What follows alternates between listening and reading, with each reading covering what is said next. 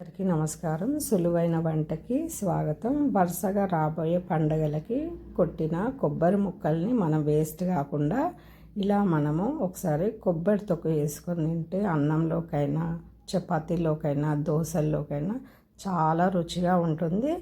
మనం బయట పెట్టిన 2 రోజుల వరకు పాడు కాదు. ఫ్రిడ్జ్లో పెడితే 4 రోజులైనా నిల్వ ఉంటుంది. చాలా టేస్ట్గా, చాలా కమ్మగా ఉంటుంది. ఎలా చేసుకోవాలో ఒకసారి ప్రాసెస్ అయితే చూపిస్తాను. దానికోసం 2 కొబ్బరి చిప్పలు అయితే తీసుకొని, ఆ కొబ్బరికాయలకు మనం పూజ చేసేటప్పుడు కుంకుమ పెడతాం కాబట్టి కుంకుమ కొంచెం నీట్గా క్లీన్ చేసుకోవాలి, కుంకుమ లేకుండా. ఎందుకంటే కెమికల్స్ అవి కలుస్తాయి కాబట్టి కుంకుమ వరకు అవి క్లీన్ చేసుకొని, ఆ కొబ్బరి చిప్పలు రెండింటిని చిన్న ముక్కలుగా కట్ చేసుకొని అందులోకి ఒక 25 దాకా పచ్చిమిర్చి, కొద్దిగా కొత్తిమీర, కొద్దిగా పుదీనా తీసుకోవాలి. అలాగే 8 వెల్లుల్లి రెబ్బలు పొట్టు తీసి పక్కన పెట్టుకోవాలి. ఒక చిన్న నిమ్మకాయ సైజ్ అంతా చింతపండుని నీళ్ళు పోసి ఫస్ట్ ఒకసారి కడిగేసుకోవాలి. ఆ నీళ్ళు వంపేసుకొని మళ్ళీ మంచినీళ్ళు పోసి నానబెట్టి పక్కకు పెట్టుకోవాలి. పక్కన స్టవ్ పైన ఒక కడాయి పెట్టి అందులో కొద్దిగా నూనె వేయాలి. అందులో 1½ స్పూను ధనియాలు, 1 స్పూను జీలకర్ర వేయాలి. మనం పచ్చిమిర్చి తీసుకున్నాం కదా, అవి కూడా పచ్చిమిర్చిని 2 ముక్కలుగా ఇలా కట్ చేసుకొని వేసుకోవాలి. డైరెక్ట్గా వేసుకుంటే నూనెలో వేసినాక పేలుతాయి, అందుకని 2 ముక్కలు కట్ చేసి ఇలా వేసుకోవాలి. ఇందులో 4 వెల్లుల్లి రెబ్బలు వేసుకోవాలి. మిగతా 4 పక్కకు పెట్టుకోండి.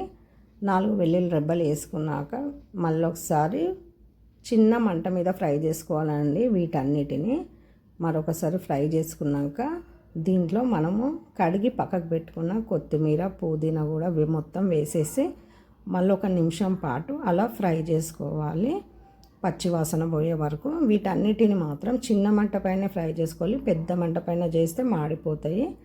దీంట్లో మనం పక్కకి నానబెట్టి పెట్టుకున్నాం కదా చింతపండు, అది కూడా వేసేసాక వీటన్నిటిని కలిపి 1 నిమిషం పాటు అలా మామూలుగా కలుపుతూ ఫ్రై చేసుకొని పక్కకి ఒక గిన్నెలో తీసి పక్కన పెట్టుకోవాలి. మొత్తం అలా తీసుకున్నాక అదే కడాయిలో కొద్దిగా ఆయిల్ వేసి మనము చిన్న ముక్కలుగా కట్ చేసి పెట్టుకున్నాం కదా కొబ్బరిని, దాన్ని కూడా అందులో వేసేయాలి.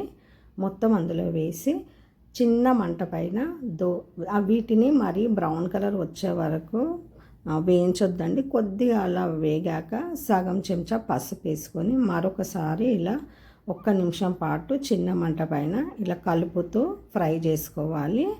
బ్రౌన్ కలర్ రావాల్సిన అవసరం ఏమీ లేదు, మామూలుగా అలా ఫ్రై చేసుకుంటే సరిపోతుంది. ఇప్పుడు ఈ ఫ్రై అయ్యాయి, వీటిని కూడా పక్కకి ఒక గిన్నెలో తీసేసుకోవాలి. తర్వాత ఒక మిక్సీ జార్ తీసుకొని అందులో వేయించుకున్న పచ్చిమిర్చి, ధనియాలు ఉన్నాయి కదా, అవన్నీ వేసి అందులోనే 1 స్పూను ఉప్పు కూడా వేసి మిక్సీ పట్టుకోవాలి. సన్నగా పట్టుకోవాల్సిన అవసరం ఏం లేదు, ఇలా దొడ్డుగా ఉంటేనే బాగుంటుంది. కచ్చా పక్కగా ఉండాలి ఎప్పుడైనా.